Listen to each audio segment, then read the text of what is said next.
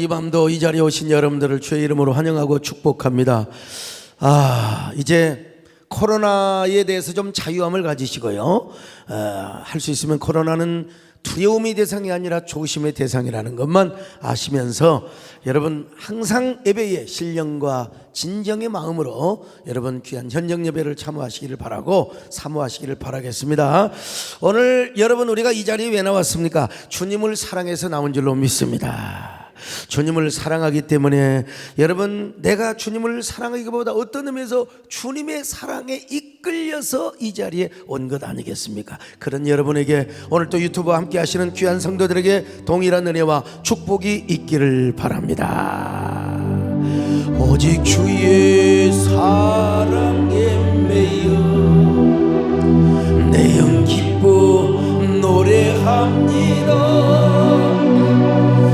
이 소망의 언덕 기쁨의 땅에서 주께 사랑드립니다. 오직 주의 임재 안에 갇혀 내 영 기뻐 찬양합니다. 이 소명의 언덕 거룩한 땅에서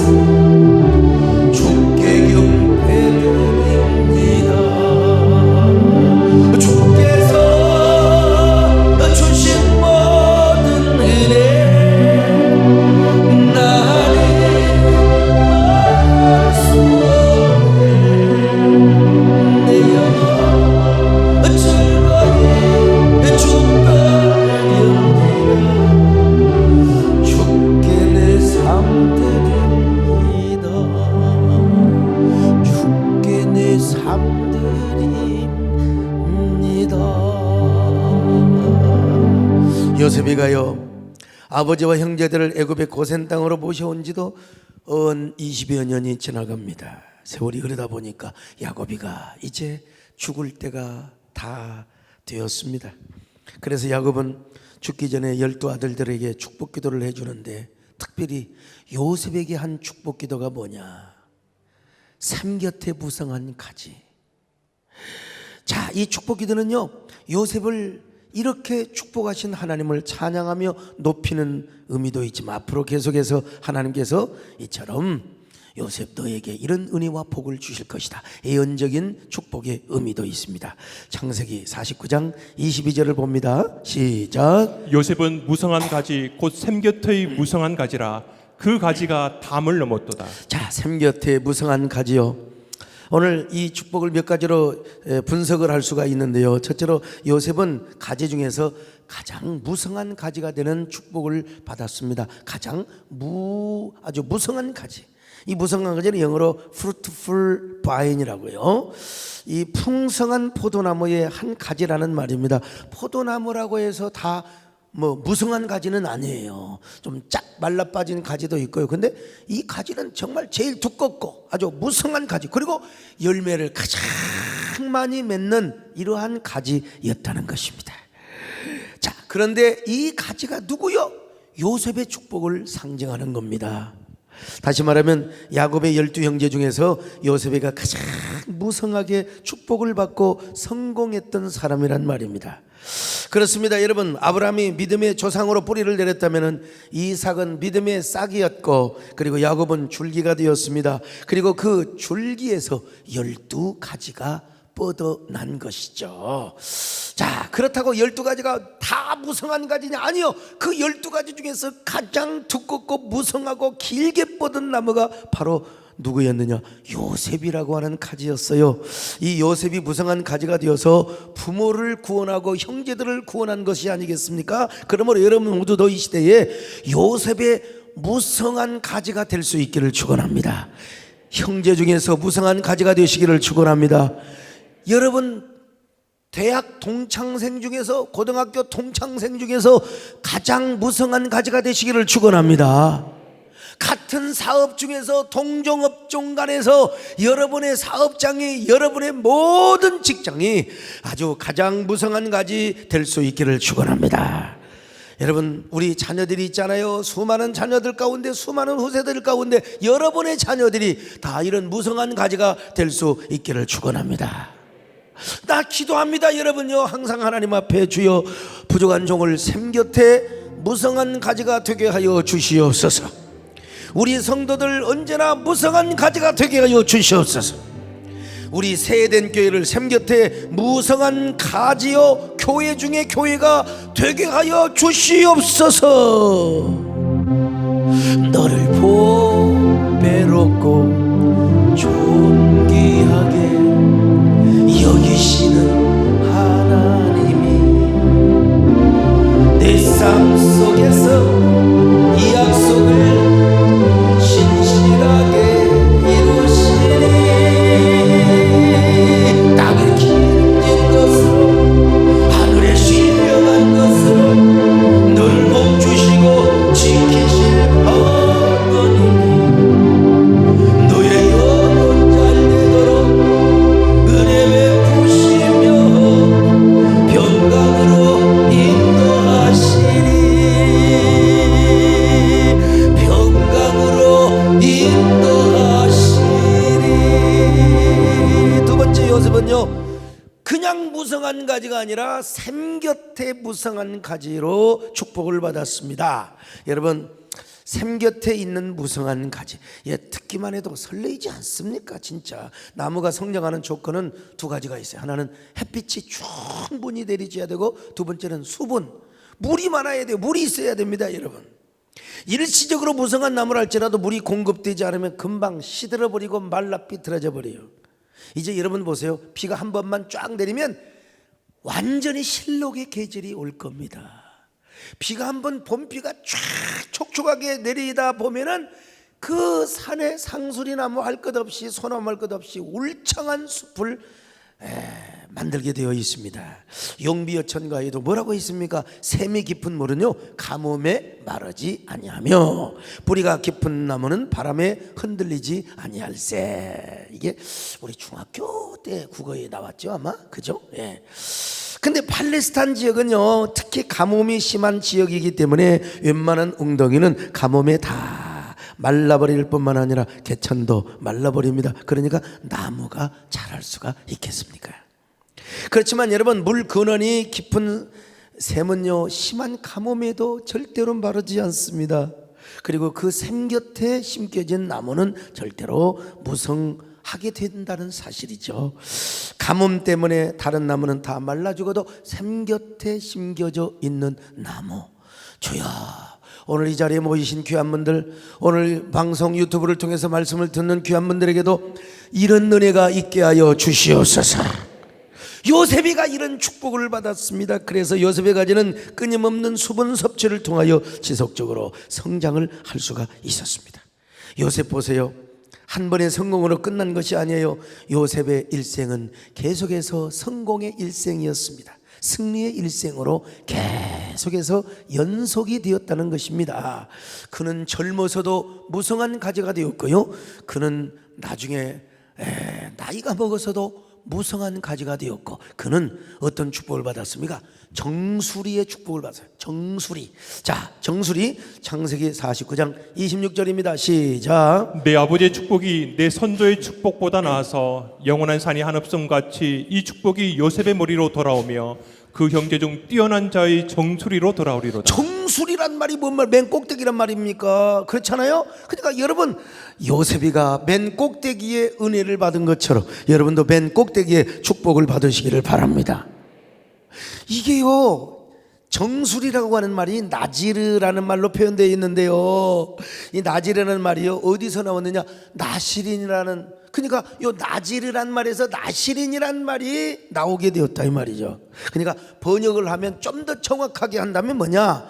뛰어난 자의 정수리로 돌아오리로다 라고 하는 말보다 그의 형제 중에 구별된 자의 정수리로 돌아오리로다. 여러분, 나시린이 구별된 자잖아요. 나지르, 넷지르, 모음에 따라서 발음이 좀 다를 뿐이지 다 이게 뭐냐면요, 그래서 예수님이 태어나고 자란 물론 우리 예수님이 태어난 곳은 베들레헴이지만 자란 곳이 어디냐면 나사렛입니다. 나사렛. 그 나사렛이라는 말도 어디서 나오냐? 넷째리에서 나왔어요. 넷째리요. 그게 우리 예수님도 나시린으로 자랐다는 의미입니다. 그 나사렛이라고 하는 동네에서 여러분 구별된 삶을 어릴 때부터 했다는 걸 우리는 교훈을 얼마든지 삼을 수 있어요. 우리 예수님이 나시린과 같은 아주 정결한 삶을 어릴 때부터 살았을 것이다. 그리고 여러분이 넷째리라고 하는 말에서 또 새순이란 말도 있습니다. 새순이요. 예, 이성 목사님 그러죠? 새순이란 말도 있어요. 예. 그래서 그 이새의 그 줄기에서 새순이 나왔다. 이게 여러분 넷째리란 말입니다. 우리 그 감람나무의 새순에서 자란 그 가지를 가지고 뭡니까? 바로 지팡이. 예, 지팡이를 만들었어요. 목자들을 인도하는 지팡이. 그게 바로 넷째리야. 참. 여러분요, 정말 이 나시린 아니면 뭐 넷째르 나제리 할 것 없이 전부 다 뭐냐? 구별되단 말입니다. 구별되어. 이게 요셉이가 무슨 말이냐?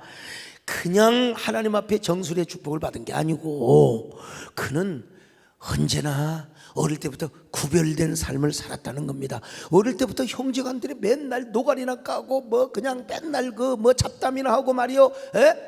음담패설 얘기나 하고. 그런데 요셉이는 그때 뭐 했어? 하나님께 기도하고 하나님 앞에 꿈을 꾸었다 이 말이요. 하나님 주시는 환상을 보았습니다. 할렐루야.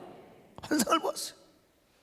그리고 그는 언제나 정결한 삶을, 특별히 보디발 아내가 얼마나 유혹을 했습니까? 그러나 끝까지 그는 정결한 삶을, 감옥에 가도 절대로 원망하지 않았습니다. 여러분요, 요셉이는 하나님 앞에 보나마나 나시린 것 같은 삶을 살았을 거예요. 아주 정결한 삶을 살았을 거예요. 여러분, 그때 하나님께서 무슨 복을 주셨느냐? 정수리의 축복을 주신 겁니다. 구별된 자의 정수리의 축복이요. 주여, 우리에게도 정수리의 은혜를 주시옵소서. 정수리의 축복을 주시옵소서. 근데 그러려면 어떻게 해야 되느냐? 우리가 구별된 삶을 살아야 된다 이겁니다. 저는 지리산 정령지도 올라가 봤고, 노고단도 올라가 봤고, 반야봉도 올라가 봤고, 천왕봉도 올라가 본 사람입니다. 요즘은 제가 큰 산을 못 가지만요, 근데 정령지나 노고단에 가서 보면은요, 산이 얼마나 둘러싸여 버렸는지, 그냥 산이요 한이 없습니다. 계속 산 넘어 산이고 산 넘어 산이고 말이죠. 그런 것처럼 오늘 본문도 야곱이가 요셉을 이렇게 축복했어요. 영원한 산이 하나 없음 같이 요셉의 축복이요, 정수리의 축복이 아니라 그 정수리의 축복뿐만이 아니라 그 정수리의 축복이 한이 없이 펼쳐진다는 겁니다. 무한하게 펼쳐진다는 겁니다. 여러분, 이 무성한 가지는 가지에 가지를 치고 새끼에 새끼를 쳐서 후손 대대에 이르기까지 이런 하나님의 은혜와 축복이 임했다는 거예요. 왜 그러느냐? 그의 뿌리는 깊었고 그리고 그의 뿌리는 샘 곁에 심겨져 있었기 때문입니다. 오늘 우리도 마찬가지요. 우리가 아주 영원한 산이 하나 없는 것처럼 우리의 축복이 계속해서 부여져요. 축복보다 많아지고 한이 없고, 여러분 자손 대대로 하나님의 은혜가 임하려면 우리가 어떻게 되느냐? 하나님의 은혜에 샘에 심겨지면 되는 겁니다. 하나님의 능력에 샘에 심겨지면 되는 겁니다. 여러분, 자, 언제나 이 하나님의 은혜가 그를 계속해서 은혜를 공급해주고요, 능력을 공급해주고요, 시험 들고 지칠 때마다 하나님, 오늘 우리 서광수 장로님, 성동 목사님이 공적 사역하니까 나 이런 얘기 들으면요, 부담이 팍팍 와버려. 그냥 부담이 팍팍 와버려. 이제까지 한다고 했는데 도대체 그 열매는 조금씩 맺혀지기는 하지만 그런 기도를 들으면 내가 막 그냥 스트레스를 얼마나 팍팍 받는지 몰라요. 그러나 그래도 여기까지 온 것은 하나님이 은혜를 공급해 주셨기 때문입니다. 여러분, 하나님이 은혜를 공급해 주셨기 때문입니다. 여러분, 이 세상의 축복은 모두 일시적입니다. 비가 올 때 물과 그 비가 많이 오면 홍수가 지면 뭐 어디나 와디 같은 건천 계곡이도 그냥 물바다가 되는 것처럼 보이지만, 아이고, 그러나요, 가뭄이 와 보라니까. 가뭄이 와 보면 다 광야의 풀들은 말라 삐뚤어져 버려요.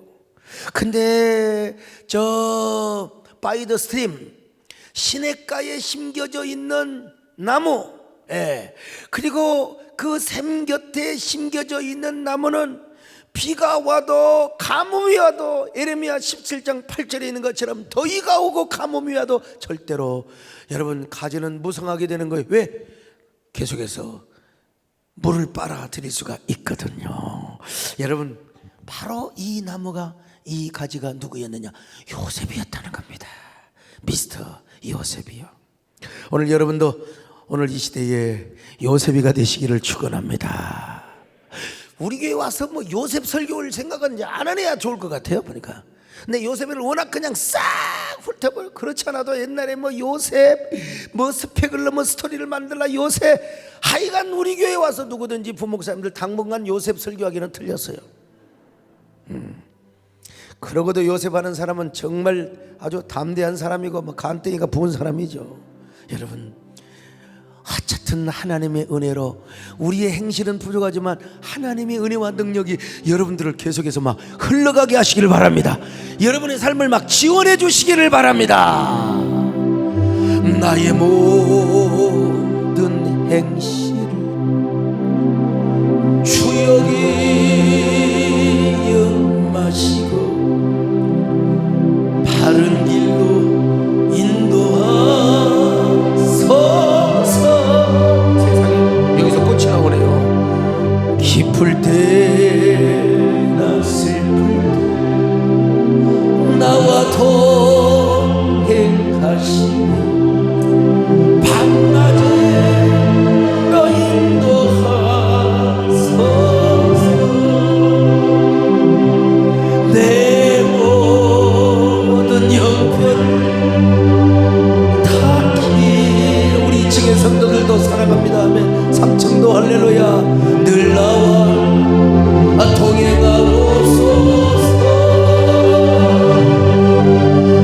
나의 새벽 주 앞에 남김없이 드리리. 주여 나를 축복하소서. 내 모든 형편을 다 기억하시고 늘 나와 동행하옵소서.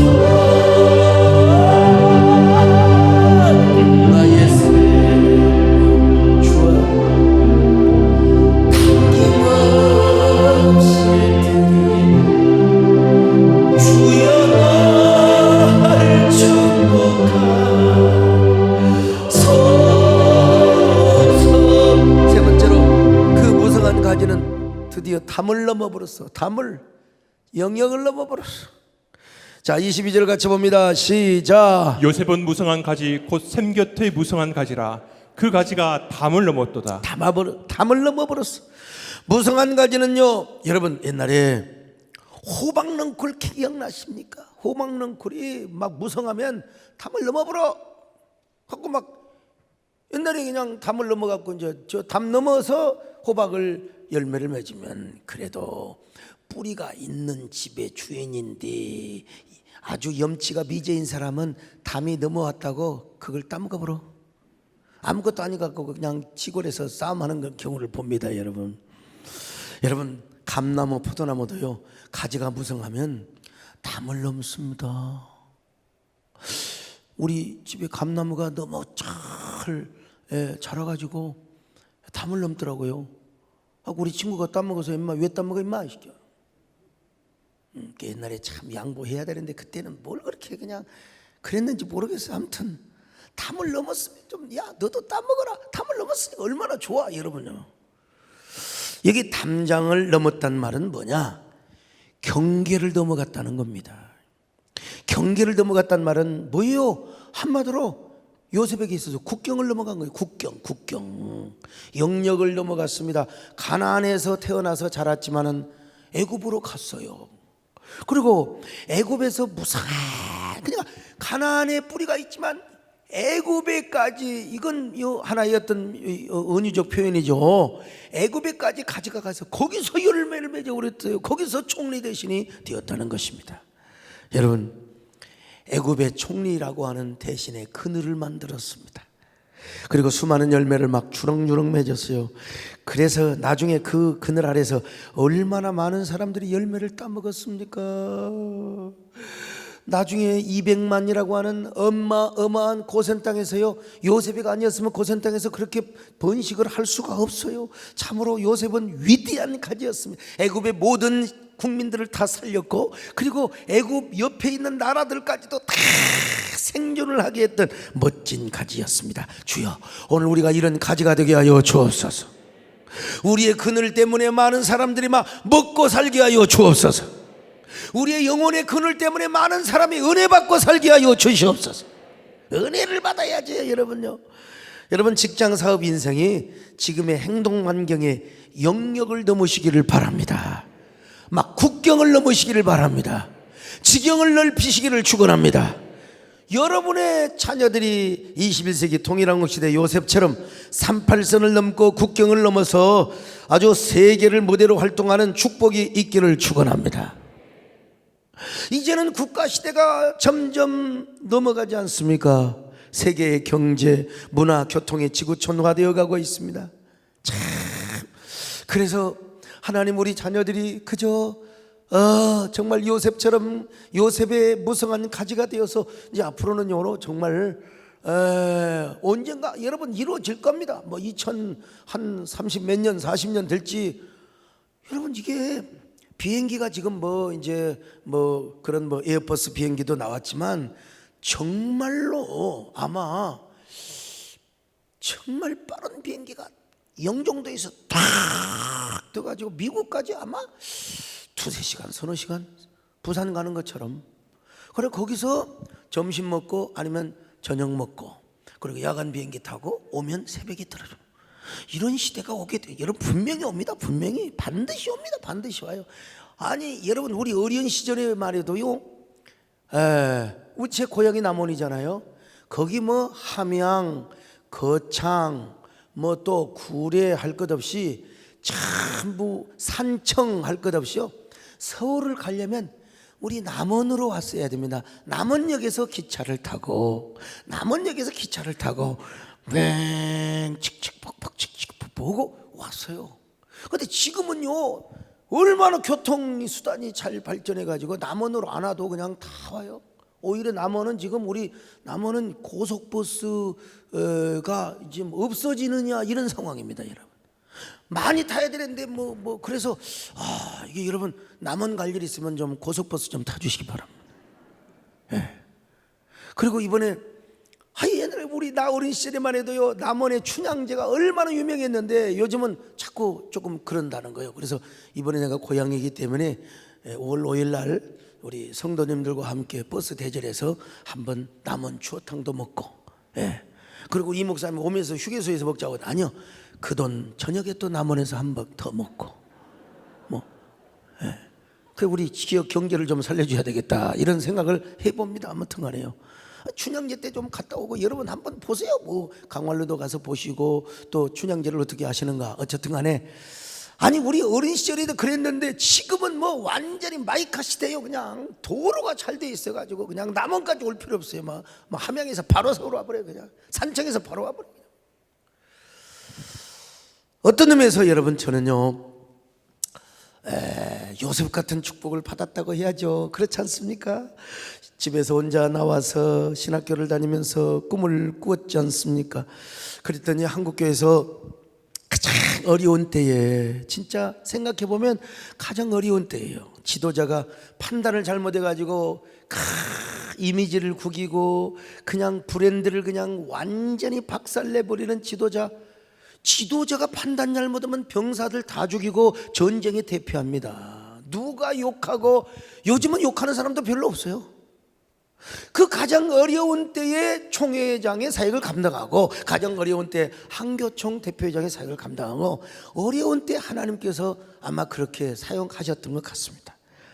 어떻든 간에 우리 교회도 하나님이 사용하셨습니다. 여러분요, 정말 그런 의미에서 우리가 샘 곁에 무성한 가지로 축복을 받았다 하지 않을 수가 없지요. 근데 이 축복은 그냥 되지 않습니다. 쉽사리 저절로 굴러오는 것이 아닙니다. 하나님의 은혜 안에서 고난의 과정이 있습니다.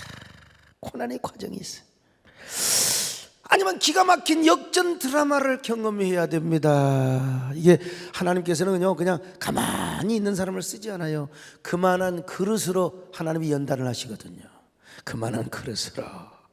오늘 성경은 이 사실을 이렇게 표현하고 있습니다. 창세기 49장 23절 24절을 봅니다. 시작. 활 쏘는 자가 그를 학대하며 적개심을 가지고 그를 쏘았으나 요셉의 활은 도리어 굳세며 그의 팔은 힘이 있으니 이는 야곱의 전능자 이스라엘의 반석인 목자의 손을 힘입음이라. 자, 여러분 진짜 문학적으로 표현을 해주고 있습니다. 활 쏘는 자들이 말이요 요셉을 향하여 활을 쐈는데 그 활 맞아 죽어야 될 거 아니에요. 근데 오히려 하나님은 요셉의 팔을 더 견고하게 만들어 가지고 요셉이 쏜 팔에 의해서 그들이 다 넘어지고 쓰러져 버렸다는 이런 역사. 여러분 고대 근동에서 활은 주로 놋활입니다. 놋활. 이 놋활을 쏘기 위해서는요 놋을 구부릴 수 있을 만큼의 팔에 힘이 있어야 돼요. 팔에 힘이 있어야 돼. 그래서 활 쏘는 자들은 팔뚝이 옛날에 그 이성계 조선 초대 태조 이성계는 활을 그렇게 잘 썼다고 하잖아요. 예? 우리 동네도 피바이가 있어요. 그 이제 이성계가 활을 쐈다고. 예. 외놈들 일본. 근데 일본 그 장수가 너무 약간 그 갑옷을 입고요.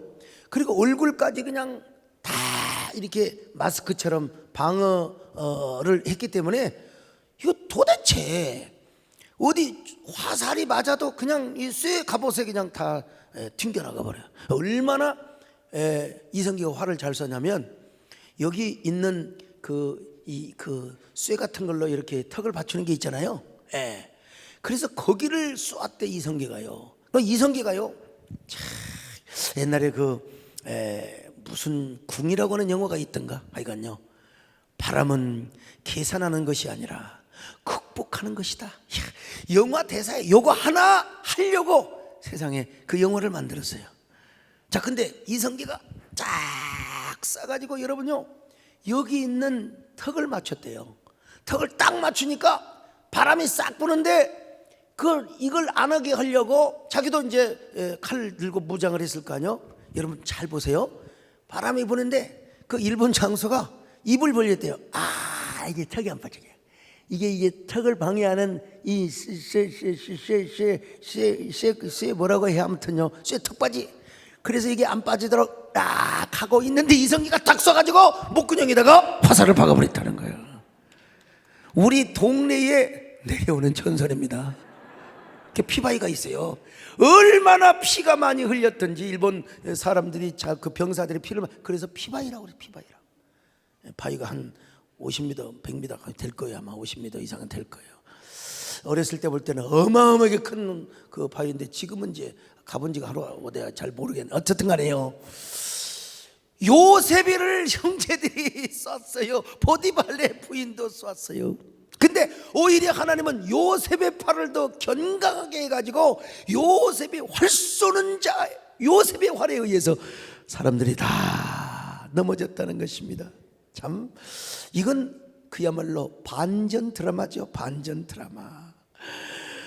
남도 그렇게 할 수 없는 일인데 형들이 되어가지고 어떻게 요셉에게 활을 쏘느냐 이 말이야 세상에. 근데 요셉은 형들 때문에 얼마나 고생을 하고 고난을 당합니까? 보디발의 아내라는 여자가 요셉에게 활을 쐈어요. 그 화살을 맞고 요셉이는 저 감옥으로 갑니다. 억울합니다. 울어도 안 되고 소리쳐도 안 됩니다. 절규해도 안 돼요. 그에게는 힘이 없었어요. 화살을 다시 쏠 수 있는 힘이 없었다 이 말이요. 그런데 때가 되니까 우리 하나님께서 요셉의 팔을 힘있게 하셨어요. 요셉의 팔을 견강하게 하셨습니다. 그래가지고 여러분, 야곱의 하나님, 전능자의 하나님께서 요셉을 역전시켜 주셨는데, 여러분, 요셉의 화살을 맞고 형제들도 다 꼬꾸라지고 말이죠. 보디발 아내도 부부도 다 꼬꾸라지게 말이죠. 이 얼마나 멋진 역설의 축복입니까? 오히려 역설의 승리자가 되게 하신 하나님이시죠. 하나님은 고난의 과정을 통해서 이런 역설적 승리의 드라마의 주인공이 되게 하신 겁니다. 왜 하나님께서 요셉을 고생을 시키도록 왜 이렇게 고난을 주셨을까요? 이유는 딱 하나입니다. 오직 하나님만 의지하게 하시려고. 그리고 하나님만 의지하는 그 과정을 통해서 여러분, 하나님 앞에 총리 대신으로 쓰임받을 수 있는 그릇으로 연단받고 그릇으로 만들어지기 위해서 그랬다는 것입니다. 요셉은 형제들 앞에서 힘이 없는 사람이었어요. 애걸복걸한 사람이었습니다. 보디발 앞에서도 억울하다고 절규만 해야 했던 상황이었습니다. 그런데 하나님께서 그의 발을 견강하게 해주세요. 견강하게요. 전능하신 하나님께서 요셉의 팔을 힘있게 해주셔가지고 나중에는 요셉의 형제들이 그 요셉 앞에 애걸복걸하는 이런 역전의 상황으로 바뀌게 되었고요. 그리고 성경에 자세히 나오지 않지만 보디발의 아내와 보디발이 얼마나 요셉 앞에 쪽팔렸겠습니까? 얼마나 용서해달라고 얼마나 여러분 그랬겠습니까? 참, 하나님께서 요셉을 이렇게 고난당하게 한 이유는 무엇이냐? 이유는 하나, 오직 하나님만 의지하게 하기 위해서, 그리고 하나님 앞에 쓰임받는 그릇으로 연단받기 위해서였습니다. 요셉은 어떤 의미에서 너무 똑똑해가지고 교만할 가능성이 좀 있는 사람입니다. 왜냐하면 형제들 앞에서 잘난 체 했지 절대로 못난 체 안 했거든요. 그리고 아버지한테 형제들의 과실을 고자질했어요. 아버지, 저 형이 이렇게 했어요, 저렇게 했어요. 에? 아버지 모르게요, 아버지 양을 한 마리 잡아먹고 그 짐승이 잡아먹었다고 거짓말을 쳤어요. 다 고자질을 했단 말이죠.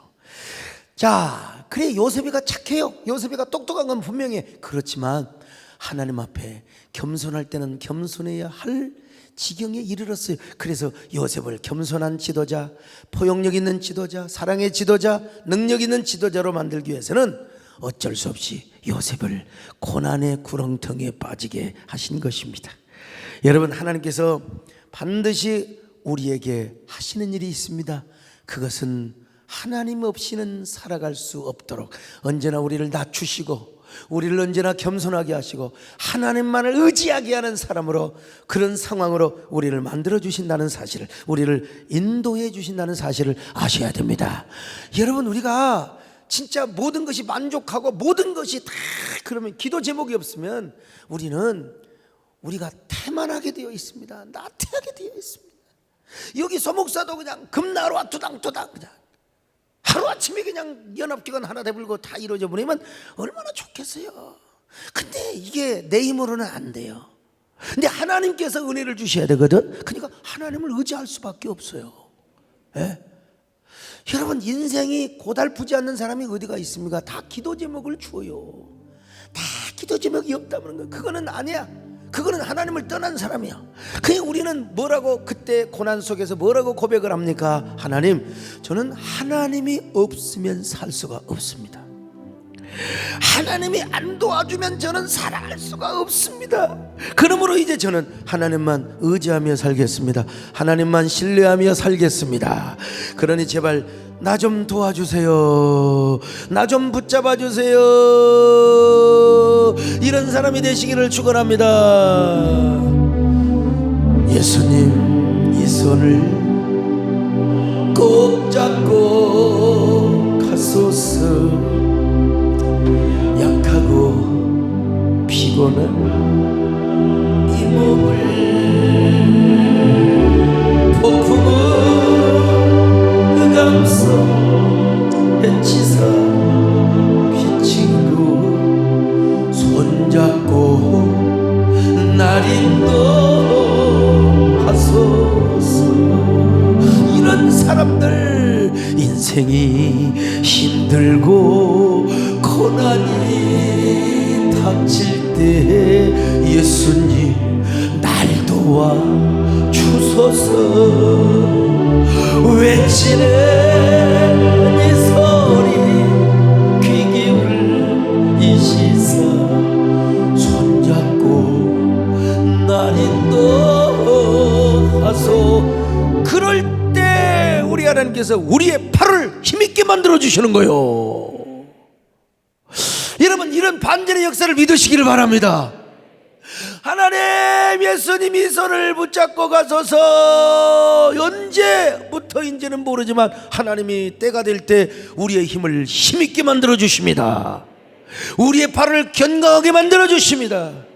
그래서 여러분, 우리가 항상 주님 앞에 이렇게 고백해야 됩니다. 하나님, 저는 주님 없이는 못 삽니다. 하나님이 안 도와주면 살아갈 수가 없습니다. 아무리 제 삶이 형통하고 태평한다 할지라도 은혜의 샘물이 없이는 저는 살아갈 수가 없습니다. 주님, 교만하지 않게 하여 주옵소서. 돈 좀 벌면 돈 가지고 여러분 돈질을, 우리 언제나 겸손하시기를 축원합니다. 주님 없이는 못 살아요. 할렐루야. 이 세상 주님 없이 어이 살 수 있나요? 다른 사람 몰라도 주님 없이 난 못 살아요. 다시 한번 합니다. 이 세상 주님 없이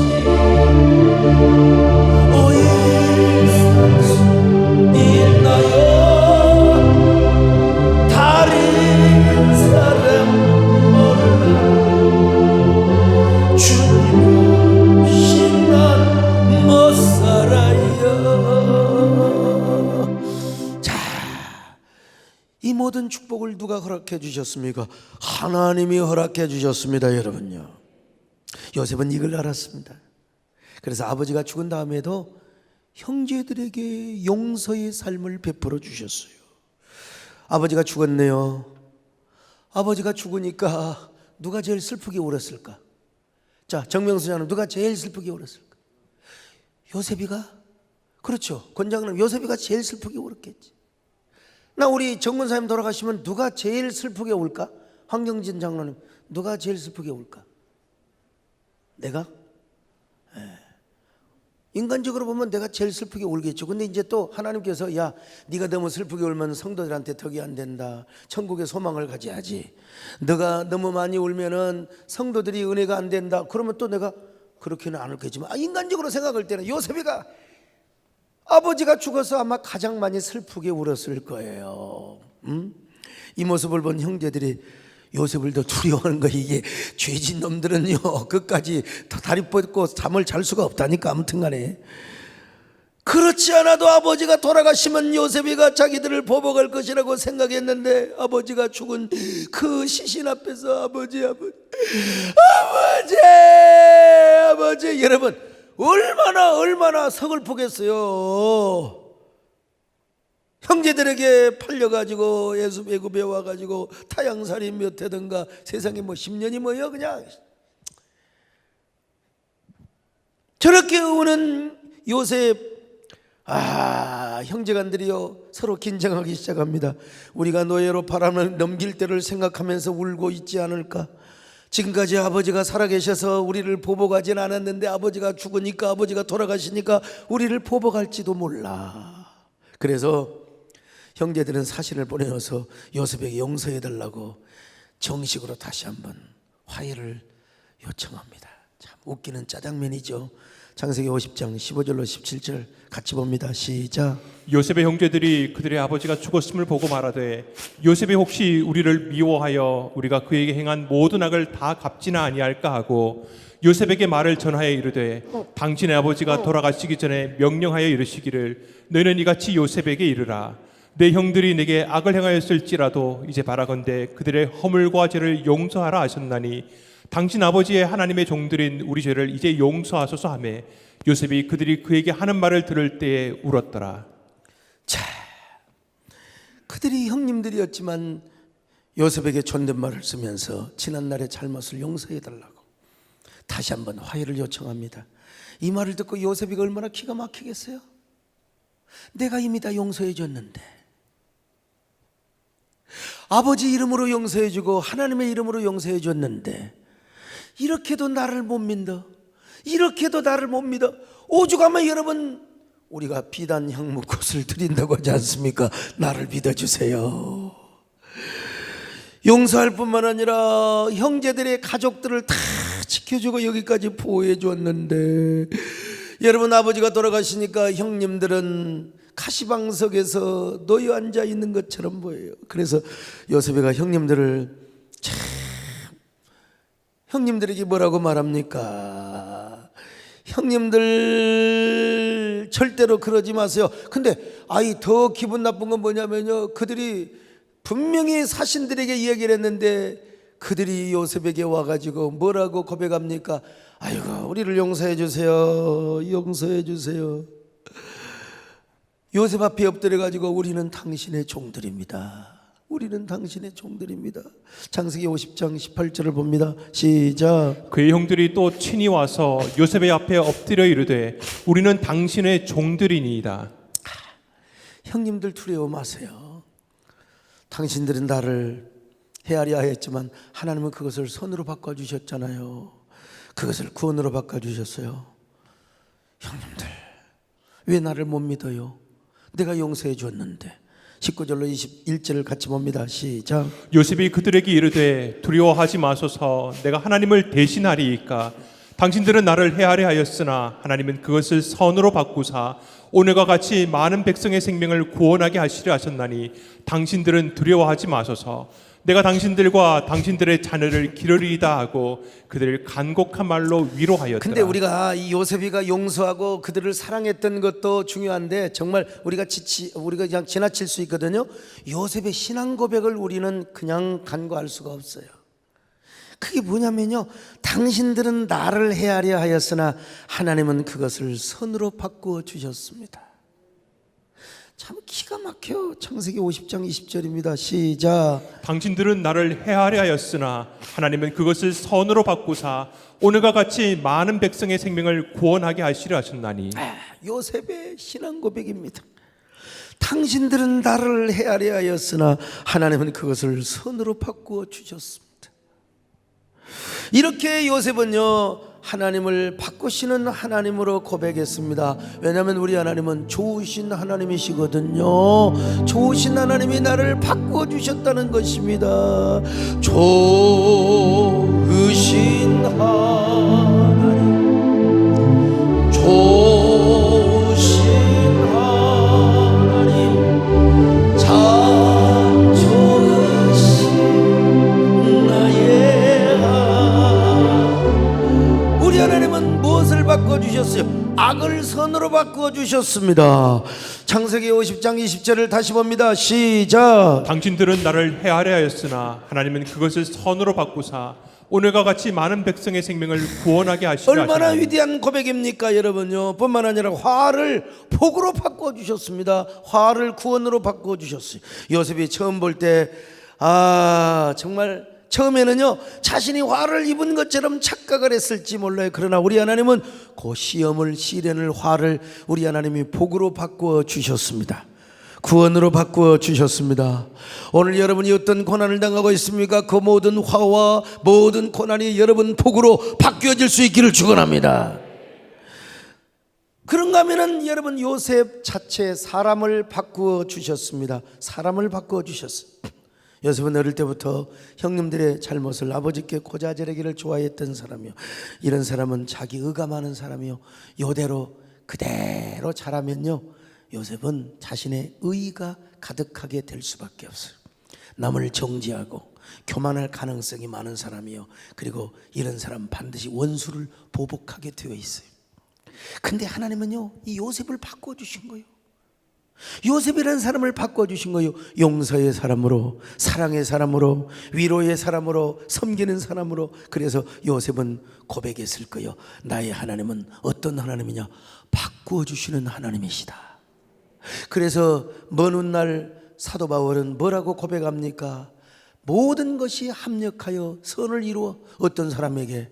바로 하나님을 사랑하는 자, 그 뜻대로 부르심을 받는 자에게는 모든 것이 합력하여 선을 이루느니라.